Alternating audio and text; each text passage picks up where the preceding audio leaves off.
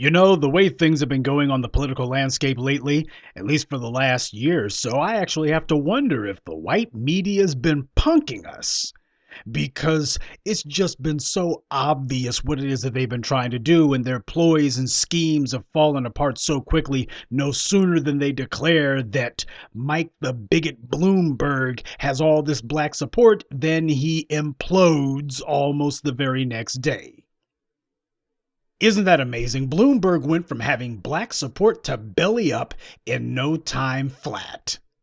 And it wasn't because of some scandal. It wasn't because some of the women who he no doubt mistreated decided to line up and do a mass ad on the New Yorker. I pointed out to you how you had the white media claiming that Mike Bloomberg had all of this black support. And to hear the white media tell it, why, stop and frisk wasn't slowing him down one bit. The black community didn't care about stop and frisk. This was the white media trying to claim that. But all it took was just one would-be Bloomberg rally at a black church, and for several black parishioners to turn their backs on him in the middle of his little would-be show, and he was done the very next day. Now, what does that tell us about the white media? What it tells us what we've always known. This is not white media coverage. This is white media cover-up. They were attempting to dictate our opinion to us. They were telling us lies and trying to see whether or not it was going to fly or not. Well, it didn't. The lesson you ought to take away from this is no matter what the white media may tell you about how a candidate's doing, most of the time what the white media understands is that people do whatever the white media says. They're used to having that kind of power to basically shape reality. If they claim that something is so, people act as if it is, even when there's no evidence whatsoever. But over here in the world of black empowerment, in the world of B1, we don't let the white media dictate anything to us. We're the ones who do the dictating. And that's how Mike Bloomberg went from having massive black support. Oh, stop and frisk isn't hurting him at all. Why, the black community doesn't care about that stop and frisk. To the very next day, well, Bloomberg's dropping out. Why? Well, the black community don't want him. Family, there's something that needs to be said in particular about this. When some pork chop preacher, when some pulpit pimp decides to turn what should be the house of God into a safe haven for a man who you know to be a racist devil, then that's a pastor who needs to be out on his behind. A pastor is supposed to be a shepherd who protects his flock, but all that bastard was doing was leading his flock to a slaughterhouse. But it does go to show just how totally morally bankrupt the black church is, that a so-called man of the cloth would allow the church he's supposed to be leading to be used as a PR backdrop for one of the most incendiary, blatantly racist men in America. That tells you all you need to know about why we cannot and will not let the black church inform our decision-making. I don't know much about Brown Chapel AME. I'm not sitting here trying to tell anybody where they should go to church, but I am telling you that when you got a pastor who does something like this, you don't have a pastor anymore. You have a traitor trying to hide behind a pulpit. The black church has become an invaluable tool for white supremacy. The black church has been a rubber stamp committee for white supremacy. When Ralph Northam was caught out as a blatant blackface performer, who was it who came to the rescue, who could be brought in, but some black preachers? Of course, that didn't help him any, but it just goes to show that there's going to be this rump contingent of sellouts, and that the first ones who white supremacy thinks that they can run to are the black clergy. Now, why the hell do you think that is? The black church has time and again given its blessing, such as it is, to our enemies. The black church has always had its arms open wide for the oppressor class. The black church has spent over 50 plus years now lending the good offices of God himself to the work of the devil.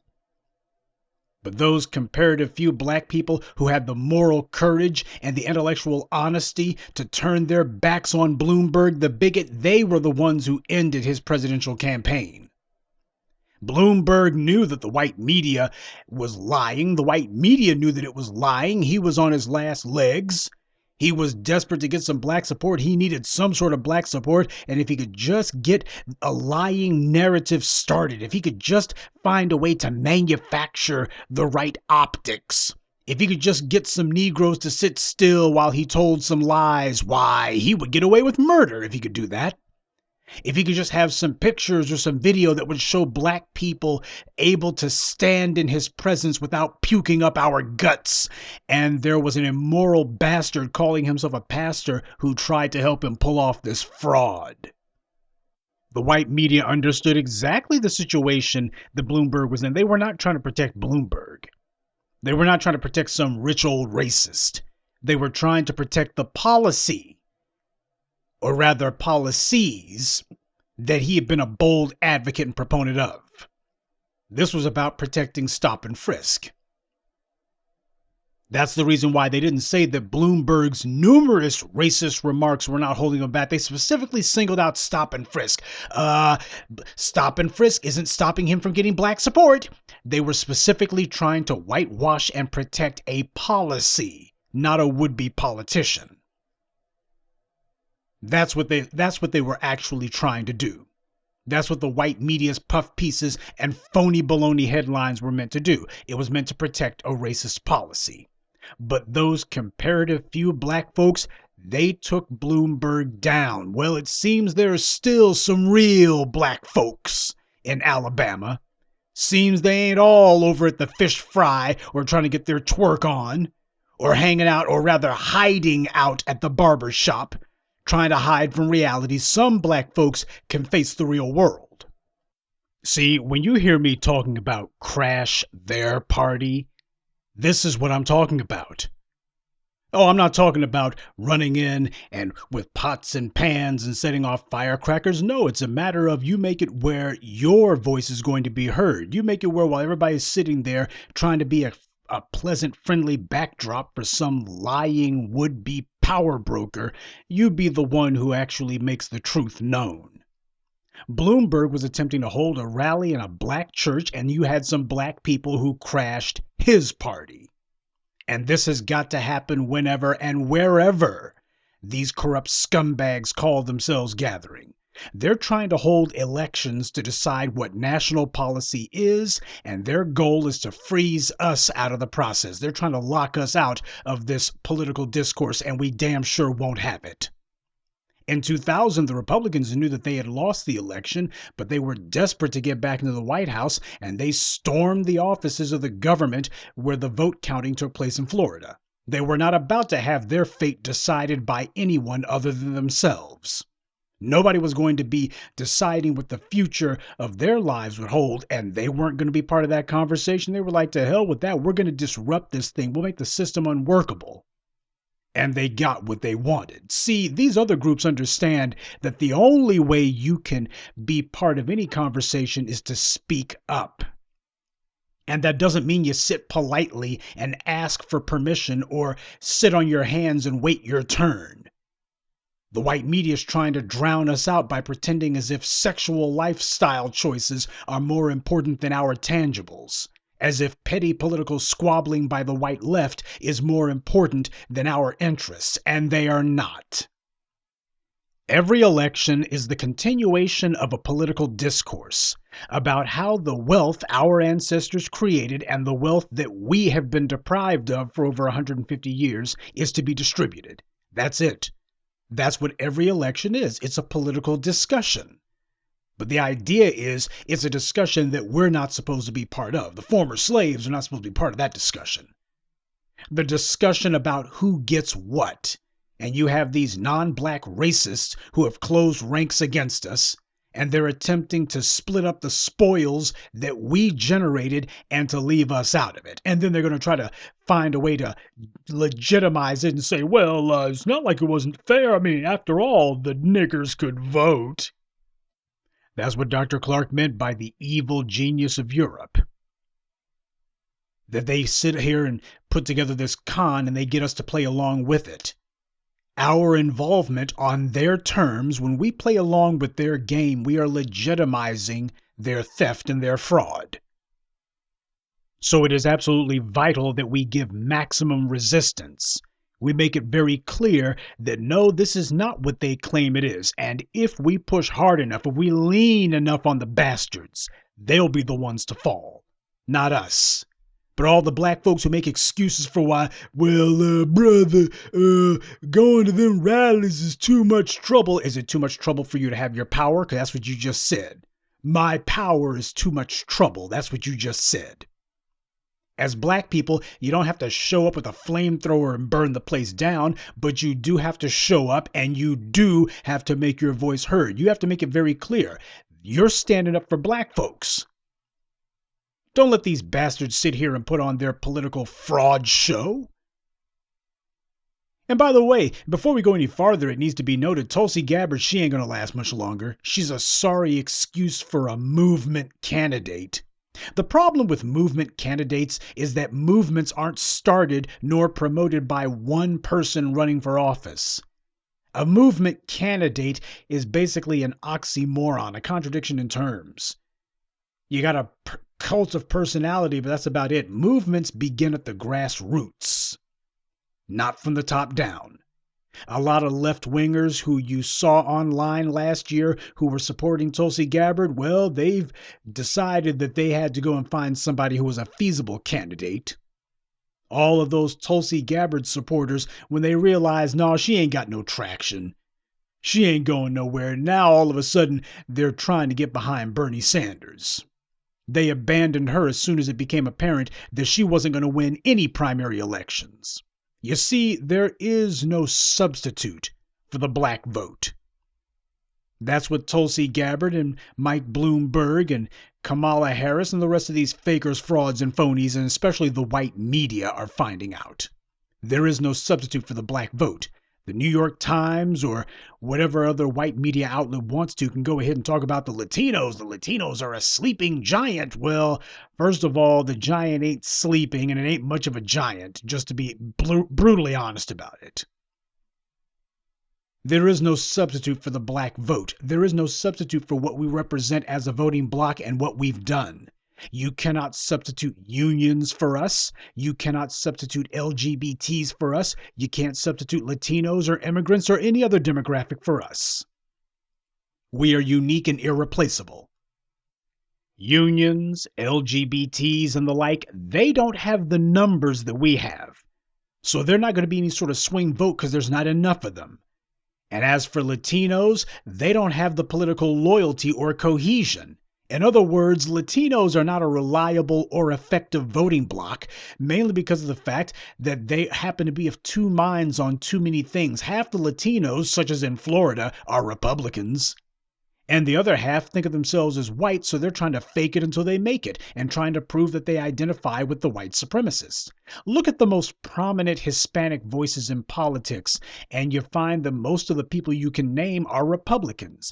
Devin Nunes, Marco Rubio, Ted Cruz, Ana Navarro. Yeah, she whines about Donald Trump, but she herself is a Republican. And of the Hispanic Democrats, you get schizophrenics like Ocasio-Cortez, who in the same breath says that she has African ancestry, but that doesn't make her black. She said that in one breath. It didn't even take two breaths. And even though she's a New York politician, you couldn't tell by looking at the way that she treats black people. She deliberately makes it a point to not mention black people. She did not and has not reached out to black people. She went way out of her way to avoid doing so. She wanted to make a statement with that one. She wants nothing to do with black people. See, this is the black-brown alliance that I keep hearing so much about. Whenever you hear some fool talking about black and brown people, that's somebody who is clearly campaigning for some Hispanic drawers.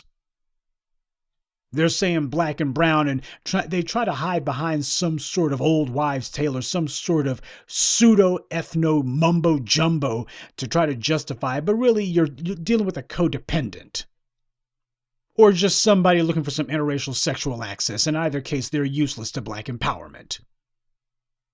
So that's the reason why Latinos will never be a substitute for the black vote. But it just goes to show that the white media is trying to push that narrative because they're desperate to try to find some way to do an end run around us. They're scared of the movement that we've kicked off and of the inevitable political change that this movement represents. What they see is that this is not going to stop merely with breaking the political backs of a few corrupt politicians or exposing a few of our political enemies, or rather our enemies in political office. Where this is going is to make major changes, to force the system to do things that it wasn't designed to do. They can see that we understand exactly the reality of what it is that we're up against. And they're seeing that we can create results, reproducible results, results that the white media has been powerless to stop. And they see how quickly this is changing. The landscape's changed very quickly on the white powers that be. So no, you're not going to be having Latinos as some sort of firewall, because your firewall's got all kinds of holes and breaks and gaps in it. Latinos are so busy trying to prove to white society that they are Caucasians that they are fractured and politically erratic. So this hot air about Latinos being the key to Democratic victory, that's as foolish as the white media's recent talk about Bloomberg having black support. We yanked the rug out from under the white media, and we must keep the pressure on.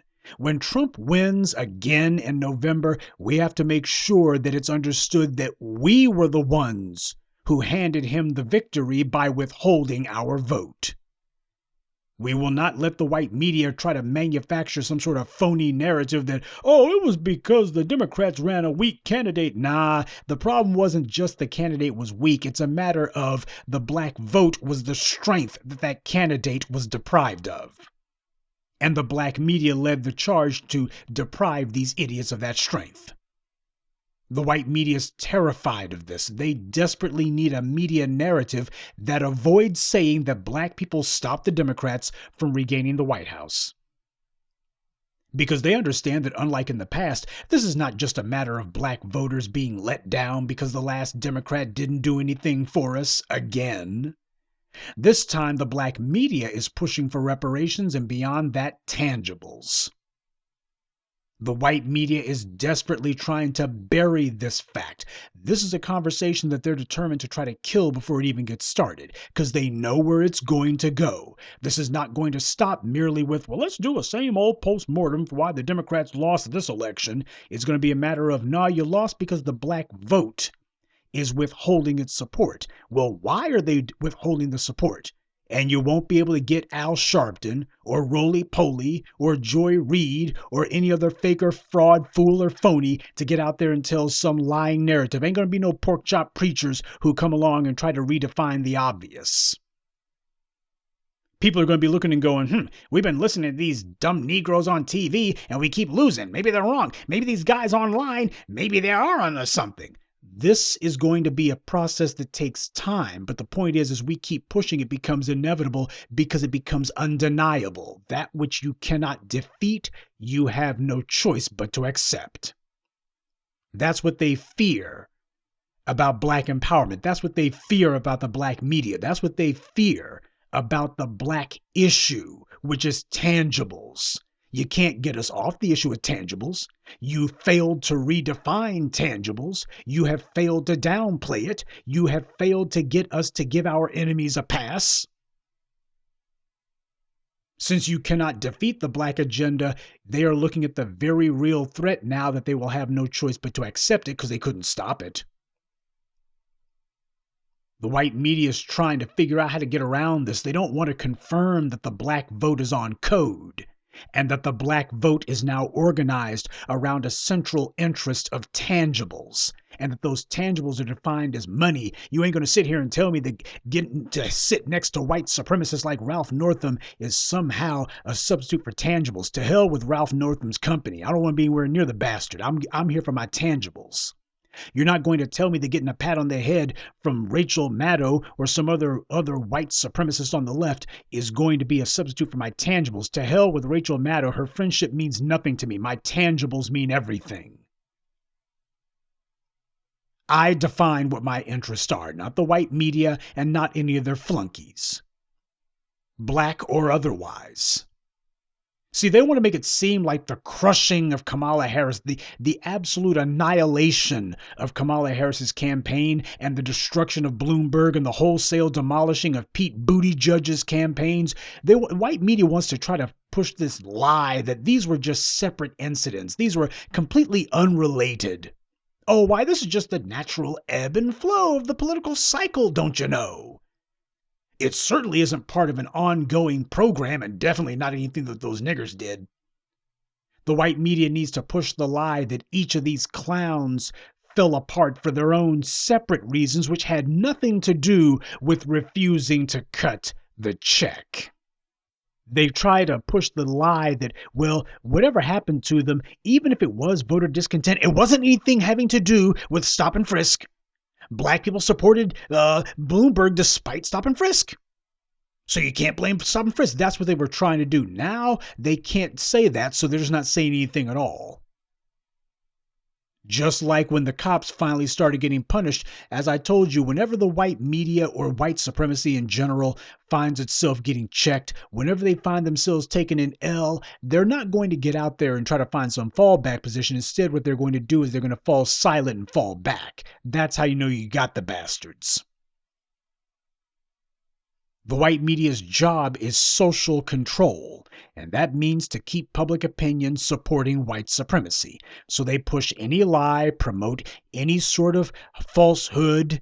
They try to prop up any sort of obfuscation, whatever it takes to try to mislead people in the direction the white supremacy wants. They cannot and will not confirm any message that undermines their core mission.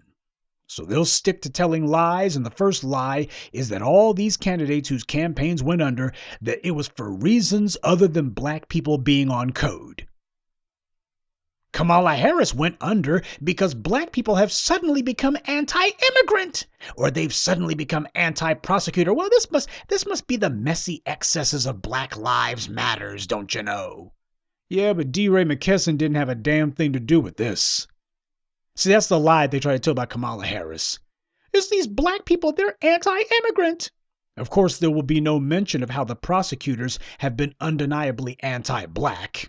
The white media will never make mention of that. The white media never indicts or condemns the institutions of white supremacy. Pete Buttigieg's campaign imploded because black people are homophobes. Nigga Jim Clyburn said so. And you see how they were setting up that lie for a month now? They already could see where things were going in South Carolina, that for the last year they've been trying to figure out how to trick out and how to deceive and con black people into turning out. We're going to intimidate black people to the polls. And when they saw that that wasn't working, it became, whoops, we better pivot now. We can't explain how black people are suddenly coming to the polls. So now we got to explain why black people are not coming out to vote. And it's going to be that they're homophobic. That's what it is. Black people are all homophobes. That's what it is. And you saw it was Jim Clyburn telling that lie. Now, what black person in their right mind who actually is in Jim Clyburn's district can support that bastard after this? He sat there and said, basically, I'm speaking for all black folks. I know these niggas better than anyone. He was blatantly saying that. I know the people in my district. I know, in other words, I know these niggers. I know these people. I speak for them because these people are so simple-minded. They're just a bunch of rubes. He appointed himself the official spokesperson for every black person in South Carolina.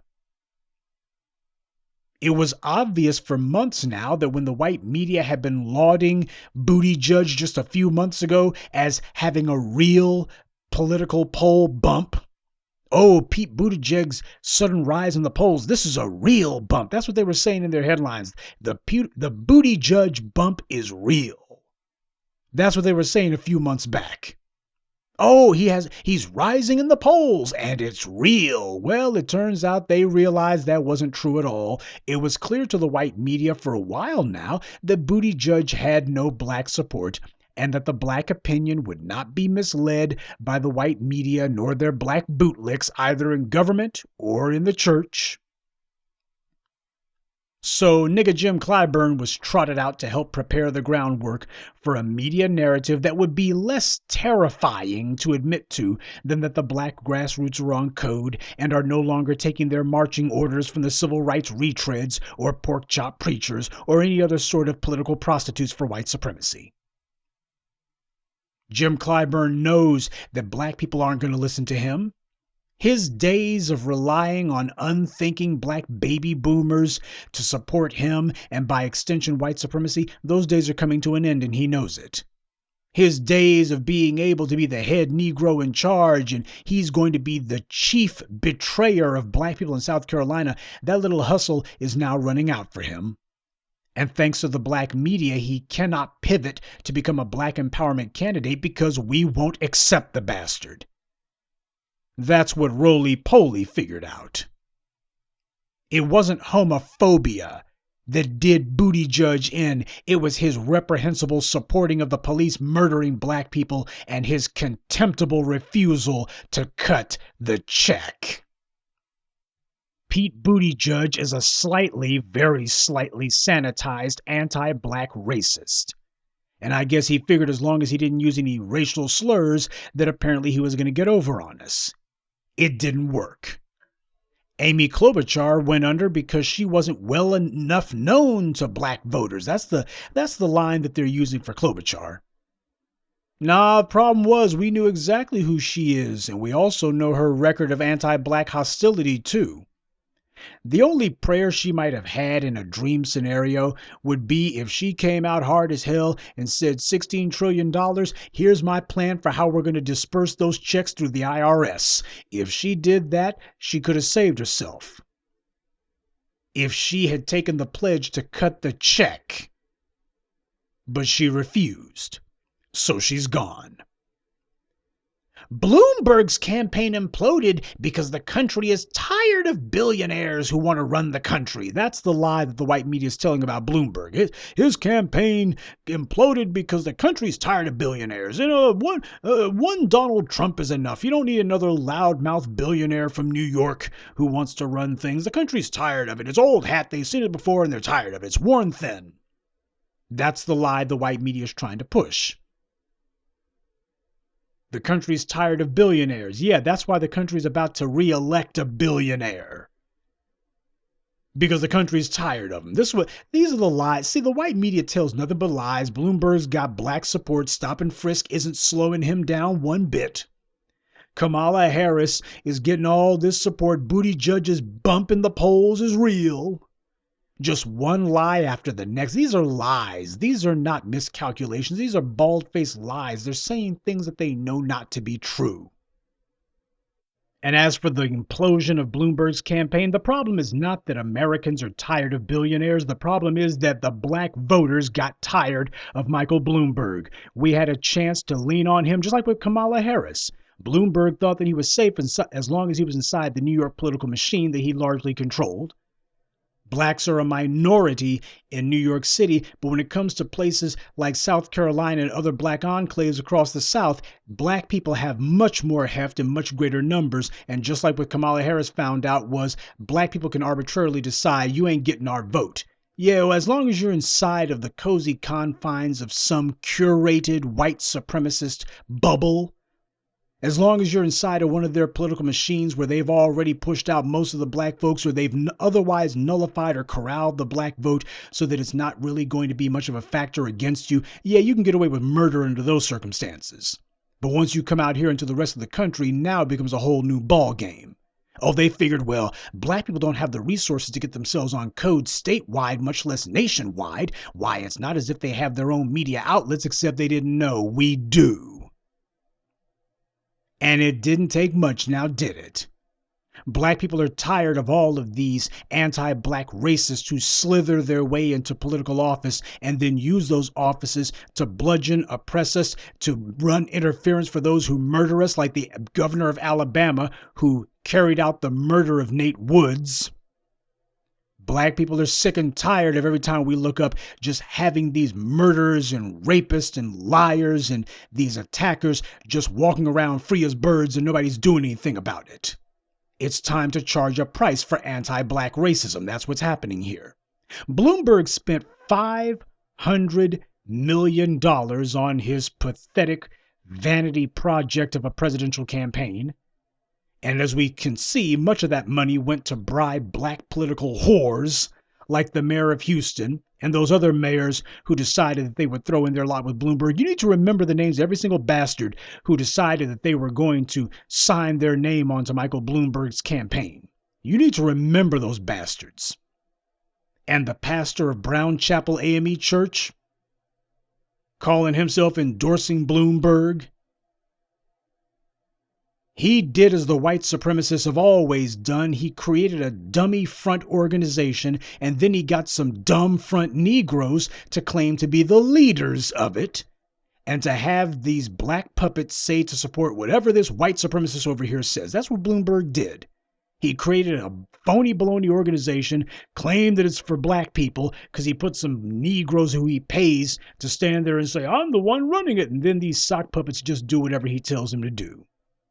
That's what the so-called Mike for Black America thing was about. You see, the bastards used to get away with these tricks. The white media certainly never questioned these tricks. Hell, the white media was out there cheerleading for it and trying to bestow legitimacy on these kind of ploys and lies and strategies and these kind of snake oil salesmen. And as we saw with USA Today and other white media outlets, they were boldly telling the most ridiculous lies, trying to prop up Bloomberg's phony baloney bought and paid for black support. But as much money as Bloomberg was spending with white media outlets, I guess that was their biggest incentive to deny reality on his behalf. But what couldn't be denied was the black grassroots. Family, do you realize that the new voices of black media, with our meager resources, we managed to destroy a $500 million presidential campaign? Do you realize that? $500 million, that's about as much as Barack Obama raised. Do you notice that you have Mike Bloomberg with $500 million and the black media crushed him? And I can tell you right now, didn't even take that much. I'm not entirely sure how you would assign a dollar value to what it is that we do, but I can tell you right now, wouldn't even have come out to $50,000. And before we have any of the slow coast chime in, that's not to say that $50,000 is all that black media would need to be able to effectively field a candidate for national office. At the local level, a few thousand is all you need. And to make sure that you carve out who your voters are, get them prepped and ready 2 years before the election. That's the formula, by the way. You're supposed to be laying the groundwork 4 years out. You begin the process of campaigning 2 years out so that when it comes to election day, all you got to do is just tell everybody be at the polls. That's how it works in a properly formatted, properly carried out campaign. But I will tell you this. Mike Bloomberg had $500 million, and the new voices of black media neutralized that $500 million. Michael Bloomberg had all this phony baloney support. Why? He had all of these bought and paid for Negroes who were standing out there for him. He had all these banners, all this support from the white media, and it got neutralized. Just like with Issa Rae. Issa Rae had the kind of coverage from the white media that you couldn't buy. And yet you had the works of Jason and Tariq. Their crowdfunding doubled and tripled what it was that she got, even with all of her support. What does that tell you? White supremacy is far weaker than we want to believe. But the problem is, as black people, we do not consistently lean on the bastards. That's the reason why they keep having what few victories they get, because of the fact that we're not actually out there fighting them. Bloomberg found out what happens when we do. You see, it wasn't the LGBTs who crushed Bloomberg. It wasn't the Hispanics. It wasn't the unions, and it wasn't the feminists. It was us. It was black empowerment. Be one. We are the ones who crushed Bloomberg. You have the white media and all their minions, from black mayors to clergy, prostituting themselves, trying to prop him up, trying to fortify this lie with fake articles claiming Bloomberg was on the rise and black voters didn't care about stop and frisk. Man, they gave a full court press for that scumbag. I told you that was a total lie and to ignore what the white media was saying, that it was nothing but propaganda. And a few days later, a handful of black people turned their backs on Bloomberg publicly, and his campaign was over the very next day. See, that's the power of crashing their party. A lot of these black folks, like what you saw with Joe Biden when you had Simone Mamie Sanders pretending to protect him, that little staged incident. These white politicians, they love to have little staged incidents for the cameras. Like those so-called Black Lives Matters people who they claimed were protesting Hillary Clinton. And next thing you know, as soon as they get Hillary and her friends, they have a little chat with these clowns and made sure the cameras were there to record it. These guys, all of a sudden, they're not making any demands. Instead, it's just, we just want to know that you care. We want you to feel our passion. You can tell that that was scripted. That had DNC script written all over it. Don't make no demands. Whatever you do, don't say anything to her where she has to promise anything. Tell her about your feelings. Tell her about, you want someone who understands the black struggle and how important it is to you, but don't make any demands. No demands. That's how you know what's going on here is fraudulent and it's staged and it's phony. White media loves that. They love controlled opposition. That's how they guarantee that they win every argument. You control both sides. Well, as black people, we got to crash their party. Make it very clear, there's going to be some folks standing up at the next Biden rally, but they're not going to be protesting dairy farms. They're going to be protesting the 94 crime bill, or rather Biden's law. They're going to be protesting the 1986 Anti-Drug Abuse Act that Joe Biden helped to sponsor. They're going to be protesting the killing machine that took the life of Nate Woods that Joe Biden helped to construct. Because you see, Joe Biden is every bit as responsible for the murder of Nate Woods as the governor of Alabama. We are going to invalidate politics as usual. We are not going to ask that the black agenda be front of mind in the political discourse. We're going to force it to the forefront. We are not asking to have our say. We're going to take the mic. We're going to take the mic and say whatever we want. Power is not given, it's taken. This is not going to be about who is the most concerned or who has the biggest bleeding heart. This is going to be about who has the sharpest elbows. And they don't come any sharper than black empowerment. But understand, that's what's called for now. That's going to have to be standard operating procedure. Crash their party. Bloomberg's trying to hold some rally in a black church. Crash the party. Joe Biden's coming to town and trying to pretend as if he didn't have anything to do with the 94 crime bill. Crash the party. They're pretending that they're going to be talking about, we're definitely on the side of black people. Crash the party and make it very clear. You don't tell us what it's going to be. We tell you what it's going to be. See, what we have done to Mike Bloomberg, just as a case study, that shows that when we're united, a $500 million presidential campaign and a multi-billion-dollar white media PR lie propaganda campaign cannot defeat us. When black folks are on code, we've got more influence than white supremacy, and they know it. But we got a hell of a lot more work to do, family. A lot more. This is just the beginning. We have to shove the issue of tangibles down the bastards' throats. We cannot let them have political safe spaces from this black agenda, because that's the lesson that they took away from what happened to Bloomberg. As I told you, after the Ferguson and Baltimore uprisings, the white media said, forget this, no more man on the street segments. Clearly, these young black people out here, we were hoping that we could have some mush-mouth idiots who would be going, I'm an nominated producer. They were hoping for that to happen, or that they would have some black folks who would basically be saying a whole lot of gibberish. But instead, they found that there were black folks who were saying things they hadn't heard before. Clearly, they were getting these talking points from someone else, and they weren't getting it from the white media.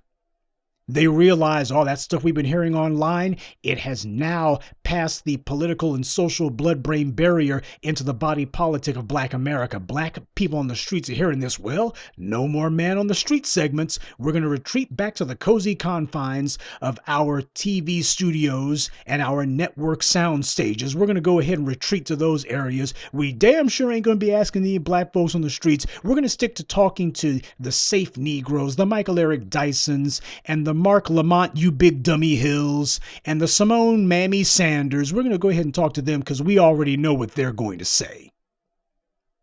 They want to have safe spaces where they don't have to be threatened by the black agenda, where the real black voices don't get heard. Instead, the bought and paid for bootlicks saying the bought and paid for pablum.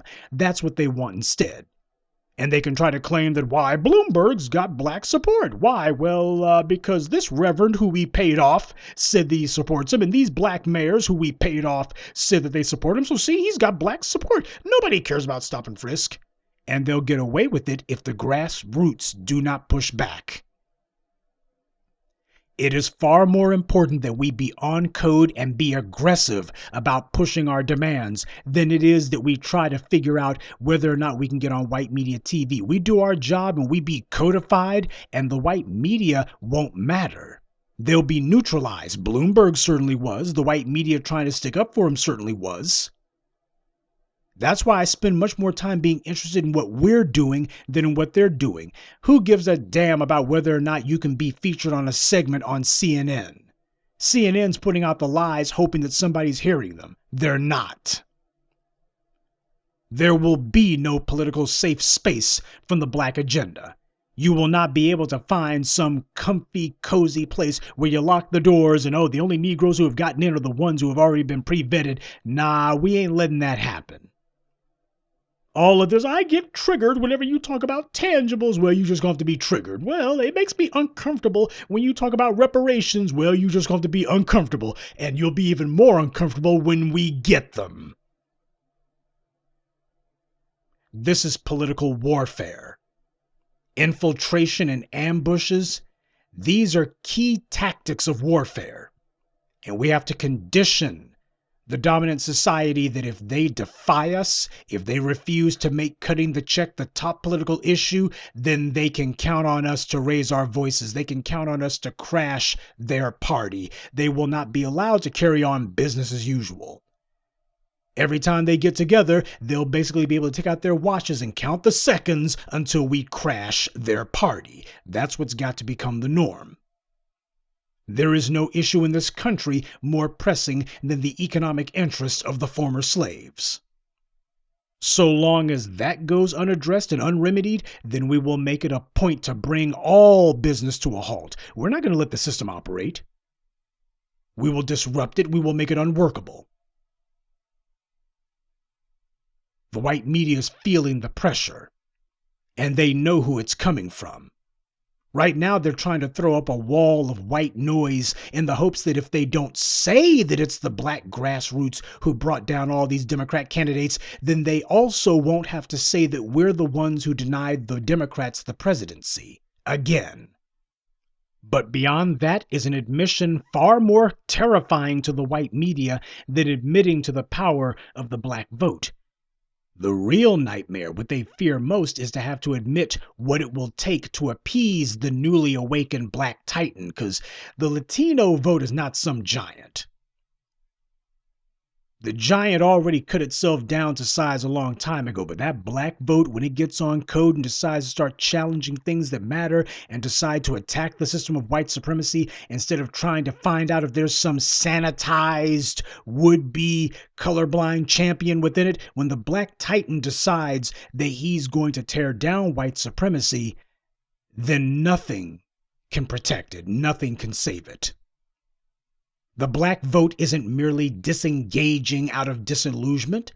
We're disengaging because we have an agenda. We got a plan that we're working here.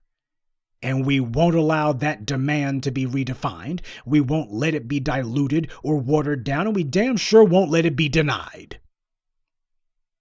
When these politicians come to us They won't get to tell us what they're going to do.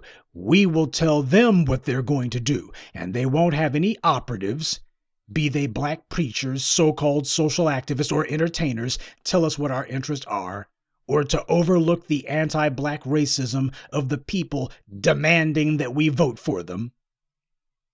Our interests will not be overlooked, and the racists in government who have used their office to attack us, they're not going to be overlooked either. You see, that's also a key component of the black agenda. Everybody's gotta pay. I told you and will continue to tell you that black empowerment will not have come into its own until we demonstrate that we can punish white people, especially white people who wield power. When you got somebody like Bloomberg, an American oligarch with $60 billion to his name, a man who on a whim, just as a vanity project, can throw $500 million into a damned to die in a burning presidential campaign, when a man can do that and we crush him with basically comparative pennies, because God knows we weren't passing around the hat. There was no crowdfunding going on to crush Bloomberg. It was just get the word out. When we show that we can do that, what it shows is that we can effectively neutralize the biggest, richest, wealthiest, and most influential power players in white supremacy. They all took notice of that. What's going on here is the former slaves are getting on code and sending a message to white supremacy that is undeniable, a message that has them shaking in their boots. It's a brand new day. And that day is payday. And as we've demonstrated to these would-be Democratic presidential candidates, not only do we have the ability to take our payment out of their wallets, but we also have the ability, the will, and our stated determination to take our payment out of their behinds too.